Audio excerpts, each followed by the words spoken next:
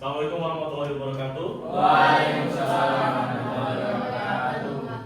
Gimana kabar teman-teman semua? Alhamdulillah baik. Oke. Hari ini kita akan melanjutkan materi minggu lalu. Tema besarnya adalah masih konsep penting dalam fikih munakad. Namun hari ini kita akan bahas soal hukum melaksanakan perkawinan. Jadi ini POV-nya, point of view-nya itu adalah dari sisi calon mempelai. Jadi ketika calon mempelai ingin melaksanakan pernikahan, sesungguhnya mereka dihadapkan 5 macam hukum tergantung dengan kondisi diri mereka sendiri sebelum mereka menikah. Jadi seperti yang kita tahu bersama, di sesungguhnya itu hukum pernikahan itu kan nggak selalu wajib sebenarnya. Tapi yang saya ingin tahu dulu dari kalian, mungkin acak aja gitu ya Mas, kira-kira menurut Mas hukum pernikahan itu apa Mas kira-kira? Menurut saya itu Sunnah. Oke. Mbak, dalam kan Mbak umurnya berapa? 22 tahun. Oke. Seumur kamu menjalani hidup 22 tahun, menurutmu hukum melaksanakan perkawinan itu apa? Ada 5 ya, ada wajib, sunnah, ada makruh, mubah, haram. Menurut Mbak kira-kira apa? Bisa mubah, ada sunnah, ada mubah. Satu lagi mungkin yang ngasih pendapat, silakan Mas. Wajib. Bisa wajib ya. Ada wajib, ada sunnah, ada mubah. Tapi sesungguhnya hukum melaksanakan perkawinan itu tidak hanya 3 yang disebutkan oleh teman-teman yang lain, sebenarnya ada 2. Jadi orang yang melakukan pernikahan itu bisa jadi dia makruh sebenarnya untuk menikah, atau bahkan yang berbahaya adalah bisa haram untuk menikah. Seperti apa kondisinya akan kita pelajari hari ini. Oke. Pertama saya absen dulu ya. Halim, hadir. Halim Ilyas, Maftuh, Ihsan Maulana, Cindy, Harisma, oke, Putri, Aisyah, Rahma, oke. Thank you very much. Alhamdulillah hari ini hadir semua ya. Alhamdulillah. Oke. Tujuan besarnya kita mempelajari materi hukum melaksanakan perkawinan pada hari ini yaitu mahasiswa datang menjelaskan tentang definisi pernikahan dan prinsip-prinsip pernikahan dalam Islam. Jadi materi hari ini sesungguhnya memang bukan definisi ya, definisi kita udah bahas minggu lalu. Tapi materi hari ini adalah soal prinsip-prinsip pernikahan dalam Islam.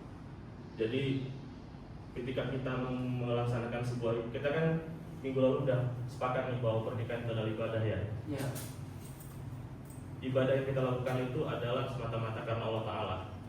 Nah, ketika kita melaksanakan ibadah, tentu saja harus berlandaskan beberapa prinsip, dan materi hari ini adalah salah satu soal prinsip itu. Oke. Kita langsung masuk materi ya. Hukum melakukan perkawinan menurut Ibnu Rus. Jadi Ibnu Rus ini menukil pendapat beberapa ulama yang pada akhirnya Ibnu Rusdi menyimpulkan bahwa menurut jumhur ulama hukum melakukan perkawinan itu sunnah. Menurut Zahiriyah wajib. Jadi orang-orang yang bermazhab Zahiriyah itu wajib hukumnya untuk mereka menikah. Menurut Malikiyah mutaakhirin berpendapat wajib bagi sebagian dan sunnah bagi sebagian yang lain. Hal ini diukur berdasarkan kesusahan atau kesanggupan dirinya. Al-Jaziri dalam kitabnya menyatakan hukum nikah berlaku untuk hukum syara yang 5, wajib, sunnah, mubah, makruh, haram, seperti yang saya sampaikan di awal. Jadi tidak hanya sunnah, tidak hanya wajib, tidak hanya mubah, tapi bisa jadi dia makruh untuk menikah, atau bahkan yang lebih berbahaya, dia diharamkan untuk menikah sesungguhnya. Nah itu. Oke. Kemudian Syafi'iyah. Di Indonesia kita bermazhab Syafi'iyah pada umumnya itu mengatakan bahwa hukum asal menikah itu adalah sunnah, namun bisa menjadi wajib, bisa menjadi mubah, bisa jadi makruh, bahkan haram sesuai kondisi masing-masing muslim itu sebelum menikah. Kemudian yang terakhir, terlepas dari berbagai perbedaan mengenai hukum pernikahan, Islam menganjurkan muslimin untuk menikah. Oke.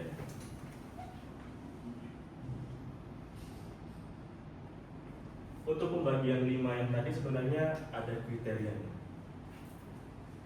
Seorang muslim, jadi cara baca slide-nya ini, seorang muslim itu wajib untuk menikah apabila ia telah memiliki kemauan dan kemampuan. Ada berapa item yang dibutuhkan oleh seorang muslim untuk menikah? Dua. Ada dua. Kemauan dan kemampuan. Bagaimana kalau belum tercukupi salah satunya? Berarti ada kondisi atau akibat hukum yang lain. Sunnah, muslimin yang telah memiliki kemauan dan kemampuan untuk menikah namun tidak dikhawatirkan akan tergelincir dalam perbuatan zina bila tidak menikah, maka hukum pernikahan bagi muslimin tersebut adalah sunnah. Jadi bedanya dengan yang wajib, dia sudah mau, dia sudah mampu untuk berzina, dan dia dikhawatirkan berzina apabila dia tidak menikah. Kalau yang sunnah, dia mau dan mampu untuk menikah, namun dia nggak dikhawatirkan untuk berzina. Jadi ketika dia nggak menikah juga nggak dia terlindungi dari kecenderungan untuk berzina. Beda dengan yang wajib. Oke. Ini selanjutnya haram. Muslimin yang tidak memiliki kemauan, tidak memiliki kemampuan untuk menikah, serta tidak memiliki tanggung jawab untuk melaksanakan kewajiban rumah tangga, maka hukum pernikahan bagi muslimin tersebut adalah haram. Oke, ya. Jadi kalau ada, jadi bisa loh seorang muslim itu diharuskan menikah. Kondisinya seperti ini, dia nggak mau, dia nggak mampu, terus nggak punya tanggung jawab, bahkan untuk mengurus dirinya sendiri, apalagi ngurus pasangannya atau buah hatinya nanti. Nah, maka hukum melaksanakan pernikahan bagi si muslimin itu harus sembunyi. Oke, kemudian yang makruh, muslimin memiliki kemauan namun tidak cukup serius dan kemampuan untuk menikah dan dikhawatirkan akan tergelincir dalam perbuatan zina bila dia tidak menikah, maka hukum pernikahan bagi muslimin tersebut makruh. Oke. Untuk yang mubah, muslimin yang telah memiliki kemauan dan kemampuan untuk menikah dan tidak dikhawatirkan akan tergelincir dalam perbuatan zina bila tidak menikah, dan jika menikah juga tidak akan menelantarkan pasangannya, maka hukum pernikahan bagi muslimin tersebut adalah mubah. Ini netral saja, netral.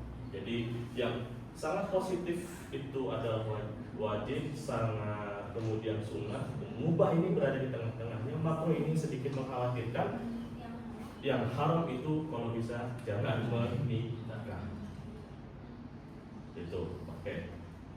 Kira-kira sebelum saya lanjutkan untuk, saya akan sebenarnya mau ngasih kalian tugas itu ya. Sebelum kita membuat tugas, ada yang mau ditanyakan? Atau Saya, Pak. ya silakan. Itu kan hukum sebelum melakukan pernikahan adalah seperti itu yang dijelaskan tadi ya Pak. Ya. Bagaimana kalau sudah terlanjur melakukan zina, maka apakah hukum perkawinan? Apakah nanti Ya. misalnya dia sudah berzina? Ya, apakah itu wajib ataukah sunnah? Karena dia mungkin yang sudah melakukan zina itu adalah masih anak kecil dan belum mempunyai tanggung jawab. Nah, tetapi dia sudah masuk ke dalam zina, maka hukum dia menikah itu apa? Oke.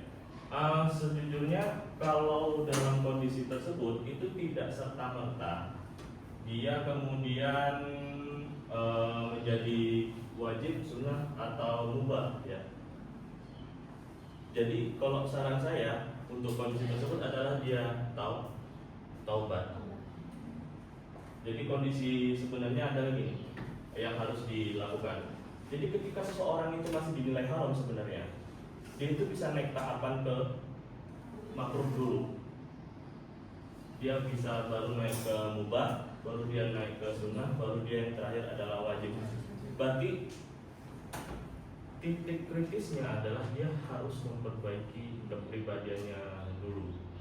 Karena ketika dia sesungguhnya sudah zina, kemudian dia menikah, karena ini kadang-kala ini tidak berkaitan sebenarnya. Jadi menikah itu kadang-kala bukan tanggung jawab sebenarnya. Kalau misalnya dia berzina dan tidak bertaubat, kemudian dipaksa untuk menikah, berarti kondisinya apa coba? Dia nggak bertaubat, berarti secara eksplisit dia belum belum bisa bertanggung jawab dalam dirinya sendiri. Berarti bisa saja dia masih masuk ke haram sesungguhnya untuk menikah. Makanya rekomendasinya adalah dia harus bertobat dan perbaiki dirinya dulu, baru dia bisa menikah. Oke, saya kira itu kita beralih ke tugas. Saya minta cobalah gitu ya, cobalah berikan contoh situasi atau kondisi calon pengantin yang sesuai dengan kriteria 5 hukum. Jadi kan tadi ada 5 ya. Jadi kalau yang wajib itu dia gimana, kalau yang sunnah gimana, kalau yang mubah itu gimana. Kalian bisa pakai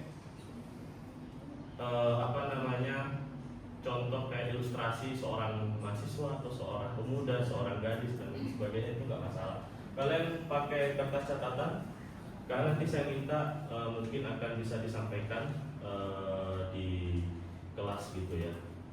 Saya akan bagi kelompok, paling tidak kalian bisa milih kalian mau ngasih contoh yang mana, mau yang wajib, mau yang sunnah, mau yang dari 5 itu. Saya bagi 3 kelompok aja ya, biar nggak banyak-banyak. Kira-kira pembagiannya gimana nih? 3 gini ya? 3 gini ya? 3 begini. Kamu sama cowoknya 1, biar dapat point of view-nya dari, gak hanya dari misalnya kalau cewek kan nanti point of view-nya ya udah di antara mereka aja. Kalau ada cowoknya mesti ada diskusi yang lain. Oke, ini 3 ya, Mbak sama Mas, dirimu sama Mas Ilyas. Nah, kamu nanti berdua sama Mas yang di belakang ya. Oke, silakan ubah posisi tempat duduk. Saya minta waktunya ya, gak usah lama-lama lah ya, 2 menit aja.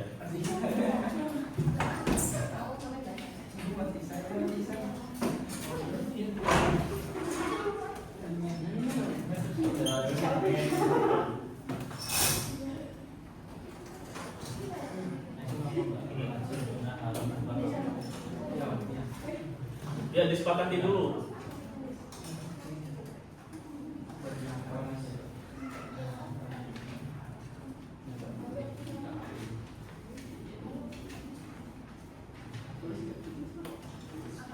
Oh iya, biar menetap kalian lupa ya, buka balikan.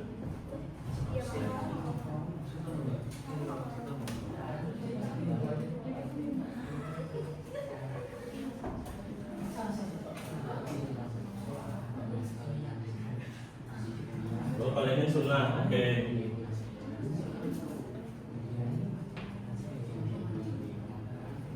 Yang sana sunnah, yang sini apa? Wajib.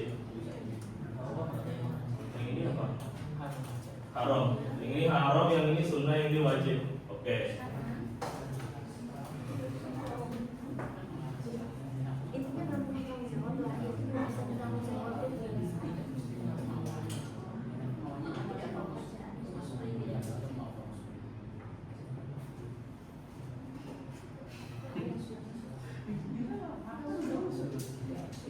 Oke. Yang sunnah udah selesai?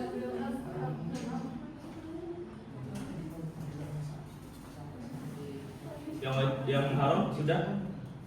Sudah. Salah nggak masalah sih. Ini berarti milik salah satu kan? Iya, milik salah satu. Wajib, berarti itu alasannya wajib kenapa pernikahan? Ya, ilustrasinya misalnya seorang pemuda. Misalnya kaya, kenapa? Gitu. Ilustrasikan aja.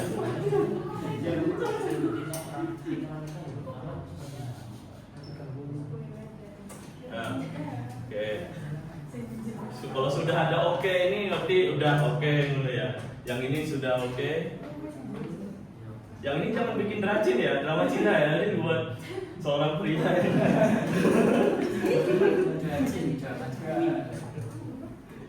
Oh, rajin drama cowok.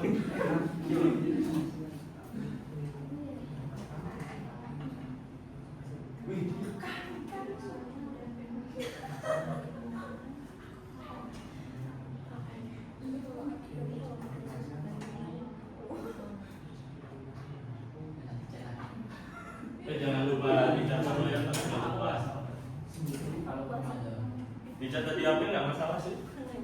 Ah, ya udah. Aku udah melihat ada catatan di HP, ya udah di situ aja.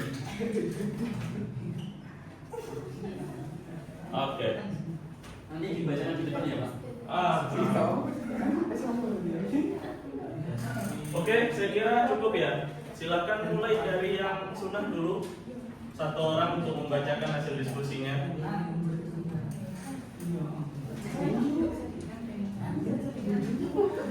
Ya, di depan deh biar kelihatan gitu. Biar kelihatan gitu.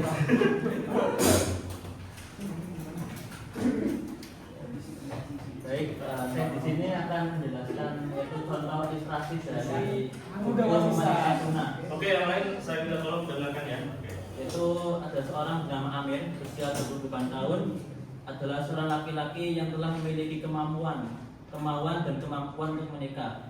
Dia memiliki pekerjaan yang cukup stabil dan penghasilan yang cukup untuk membiayai kehidupan rumah tangga. Tidak ia mau menikah. Dia juga memiliki kemampuan untuk membiayai istri dan anak-anaknya. Maka hukum pernikahan bagi Amir adalah sunnah. Dan alasannya yaitu ketika ia menikah atau tidak menikah, tetap saja tidak akan tergelincir dalam perbuatan zina. Oke, kasih tepuk tangan dulu. Nanti di akhir aja ya saya kasih komennya ya. Yang haram, bukan maksudnya yang Aku harap ya. Bisa harap bisa. Ayo ya silakan. Bisa harap. Bisa harap bisa. Oke, baik. Di sini dari kelompok kami akan menerangkan mengenai hukum melakukan perkawinan yaitu haram, yaitu dengan contohnya ada si Fulan. Nah, si Fulan ini dia adalah seorang pelajar SMA. Nah, masih SMA dan di sekolah dia sangat ambis dalam mengikuti perlombaan. Nah, kemudian saya bisa mengatakan dia si Fulan itu haram karena untuk si Fulan dia belum memiliki kemauan untuk melakukan pernikahan karena dia ingin fokus kepada prestasinya dulu, dan dia untuk umur segitu masih SMA itu dia tergolong masih belum mampu untuk melakukan pernikahan.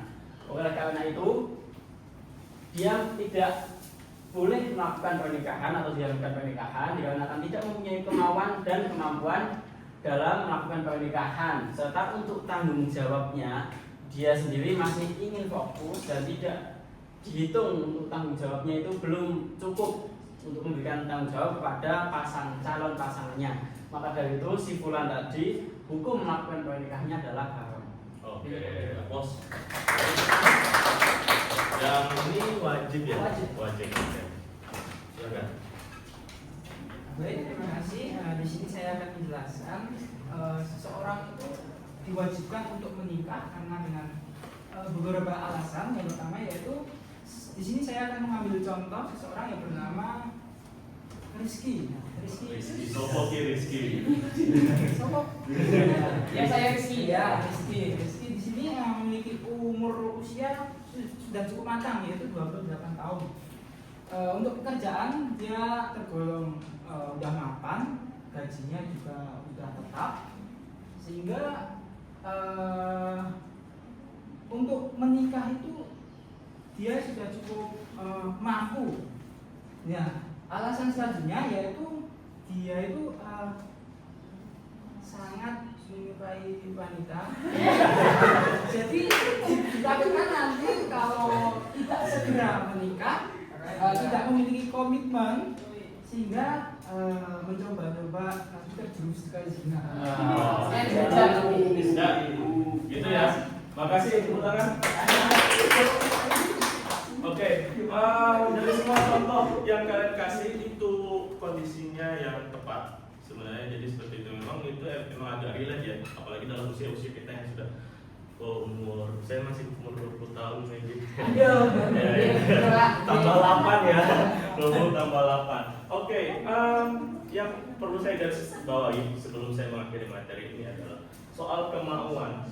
Kemauan itu sebenarnya berkaitan dengan tanggung jawab.